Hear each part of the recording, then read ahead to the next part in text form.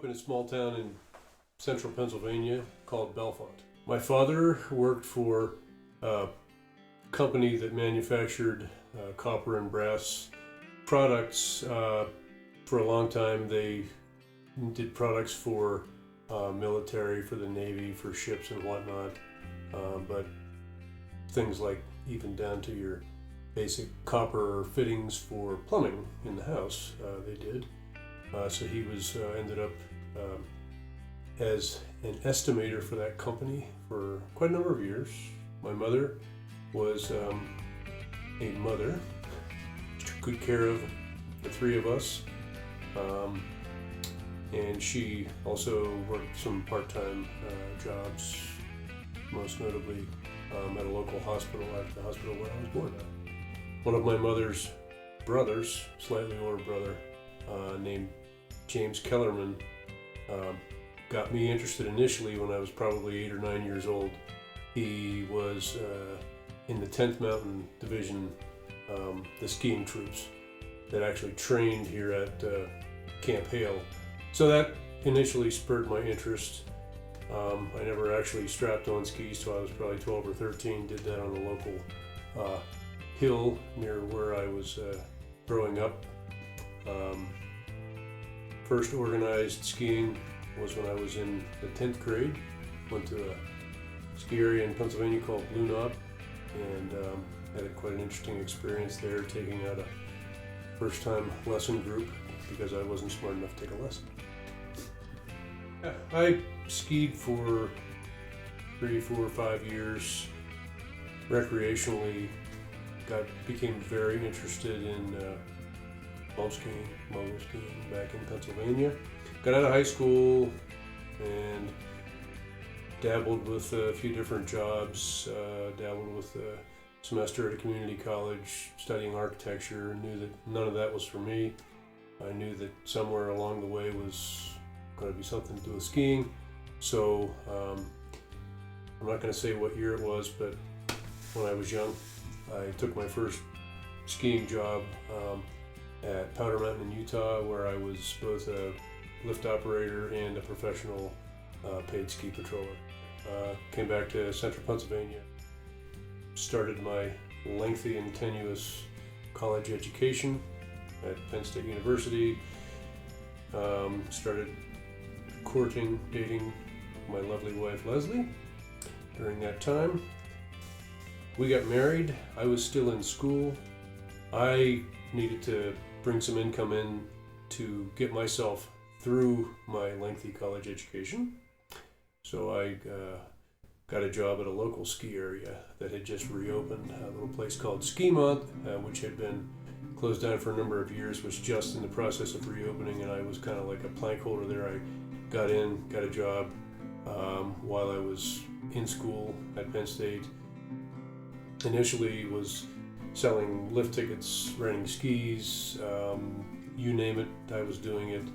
And through the course of the next few years, I worked my way through the ranks at this ski area, which had been renamed Tussey Mountain.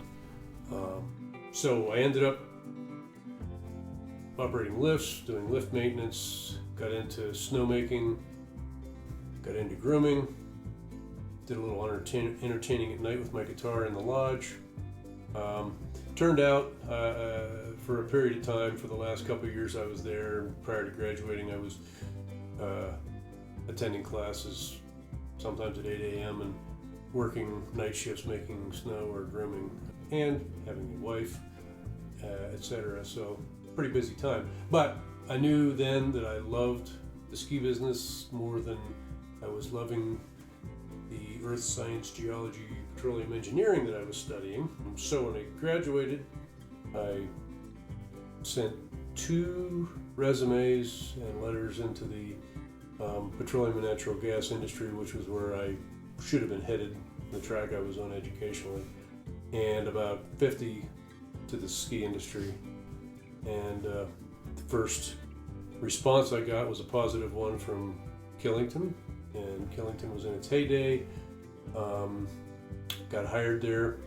My first big job in the big ski industry was I was the supervisor of parking and traffic operations and grounds maintenance in the summertime, which may sound like a trivial thing, but at the time Killington was probably doing about 1.2 million skier visits.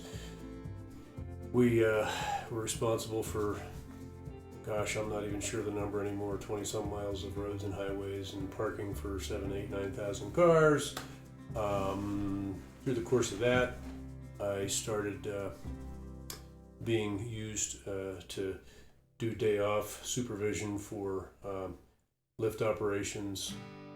Come springtime, the first year I was there, Killington at the time had a world-class tennis school, the Killington School for Tennis. And I had been a very avid tennis player most of my life, and did try out and got hired on as a teaching pro there with the tennis school, which was a lot of fun. I spent a number of years there. Even after I left Killington, I went back in the summers and helped train, and for a number of years I ended up being the head pro for the school, which was I was very proud of that. It was a good situation.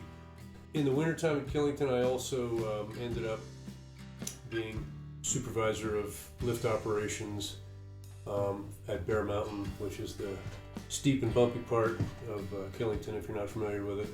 It was a lot of fun because it was kind of a segregated mountain from the main part of Killington, and I was the only management person stationed on that part of the hill. It was really quite interesting to have that much responsibility. I was pretty young at the time. Then I moved on, had the opportunity to come back to central Pennsylvania, to the mountain that I worked at when I was in college. Back to Tussey Mountain I went and was hired. Originally, the first year I was operations manager, and then promoted to general manager the next year, and spent a number of years there. Then I spent a number of years, decided to get out of the ski business for a few years, had some kids, ended up working for a product engineering firm, and that was really interesting. Got to do some traveling, was involved in sales and management there, and everybody told me that must be really exciting, quite exciting, getting to travel around, meeting with presidents of very large telecommunications companies. We were doing aerospace work for very high-profile projects. So it was really interesting, but as people would tell me that I must be enamored with this whole thing, I always would think about it and say, well, it's okay, but it's really boring compared to being in the dynamic environment of the ski industry. So the whole time I was doing this, I kept my fingers in the ski business. I was consulting, helped to open up a couple of areas that had been closed down, both in Pennsylvania and southern Vermont. Worked on some business plans for areas that were defunct and trying to reopen, and for one new area. Some of these were successes and some of them weren't. That's the nature of this business. Your wife looked at me one day and said, you should just go ahead and get a job in the ski business because you're not having a lot of fun doing this, so let's just do it. And actually had an opportunity in northern Vermont, which I didn't take, and I did have an offer at Sugarbush Resort in Vermont, where I was hired as the general manager of Mount Ellen, two distinct mountains at Sugarbush, one Lincoln Peak, one Mount Ellen, and I was hired as general manager there. Ended up, due to some extenuating circumstances, actually being the director of what turned out to be an extremely large food and beverage operation at Sugarbush, something I never thought I would do and something I probably wouldn't run back to in a hurry, but it was a great experience, and I've had a lot of fun with that experience since that day. And I then was named vice president in the company, vice president of base area operations, which included quite a bit. health and racket club facilities, roads maintenance, rental shops, season pass, tickets. Geez, the list goes on. It was quite a bit, and it's a pretty big resort operation there. And I also got involved through the course of that time in project management when Win Smith and his group there were investing in developing Lincoln Peak side of Sugarbush. We built the Claybrook Hotel, the new Gatehouse Lodge, the farmhouse, the children's center. All the infrastructure was ripped out and redone. We put in a new water treatment facility. So I got a chance to gain a lot of experience in the developing area every day. It's difficult every day, but it's also a lot of fun every day. It's a tough business. Most people don't realize that it's a tough business. They think, oh wow, this is lift tickets $125, yada yada yada. I mean, these companies are making gazillion dollars. Everybody's fat, dumb, and happy. The fact of the matter is, the margins aren't that great. It is difficult. You're at the mercy of the weather. You're at the mercy of the economy. You're at the mercy of other distractions, other things that people can consume their time with. I think just being around, a lot of good people. Most of the people that work in the ski industry are pretty good, down-to-earth people, and so that's a lot of fun. And getting to know your guests, the customers, is also really rewarding. I enjoy that. I'm out in the parking lot talking to people in the morning, parking cars in the plaza. I go up in the hill almost every day, take some runs, see how people are doing. And I think the thing that I like most about it is that it is dynamic and it's different every single day. I was riding the lift with a good friend who happens to be a longtime ski patroller, very experienced, very accomplished guy, and we were riding up the double chairlift and chatting about I'm not sure what, but as we were disembarking, getting off that chair, going down the ramp, somehow my ski boot buckle, I'm not sure what it was, got tangled up in his, and he's in his ski patrol jacket, bright red with the big white cross on the back, and somehow I managed to scurry around and came out of it on 2 feet, 2 skis, and this poor fellow ended up flat on his stomach, sprawled out amongst many guests who were wondering why our ski patroller friend was lying on his belly on the unloading ramp. So I turned around and looked, and I thought, oh gosh, I can't believe this.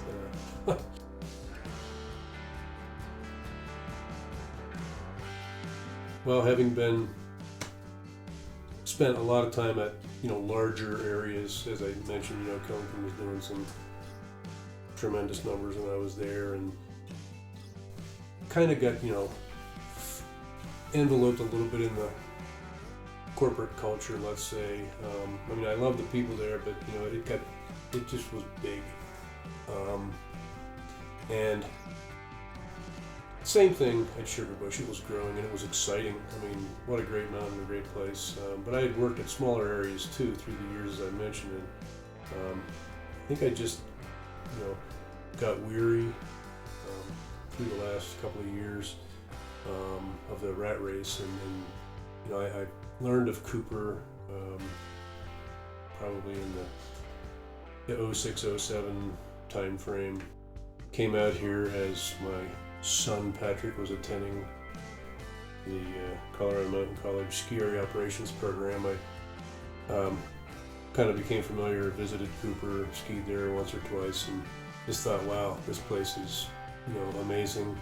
If I ever had a chance to get this gig, I'd love to have it because it looks like it'd be a lot of fun, kind of like an unwritten book, just waiting to be penned in. So through the years, I got to know the guys out here, got to know the mountain a little better, got to know Leadville a little better. But again, it would be a cool place, and saw the job opening when it came up, and so I threw my name in the hat, and here I am. Well, the future of Cooper is an exciting one, but I think it's a balancing act. One of the reasons that I wanted to come here was because this wasn't corporate scheme. There are some benefits to that, but quite frankly, I don't think Cooper is meant to be that type of an area. Cooper has a real family-friendly feel about it, very homey. There's a lot of history. This place is steeped in history, as I mentioned before, with the connection to the 10th Mountain Division, ski troopers. But Ski Cooper is poised for a small growth period. It's been quite a long time since anything has happened. So we're looking, at some, small development projects. I think the next thing we're looking at is to try to put a small day lodge at the top of the mountain with food and beverage and some basic services there. Something we can leverage in the summertime also with weddings and whatnot.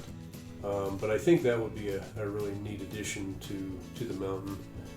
Beyond that, we're in the process of talking to the Forest Service, since we're on National Forest land, talking about trying to fulfill one of the things that's actually in our master development plan, and that would be to put a lift down the backside of Cooper, where we have some steeper terrain, which is something we don't have a lot of right now. So we're thinking about dropping, a surface lift, a T-bar, down the backside and adding 4 or 5 narrower and steeper, some bladed trails back there. And I think, that would kind of round things out. As I said, it's a balancing act. We want to grow some, we want to keep up, but we don't ever want Cooper to lose, the family-friendly atmosphere and feel that it has.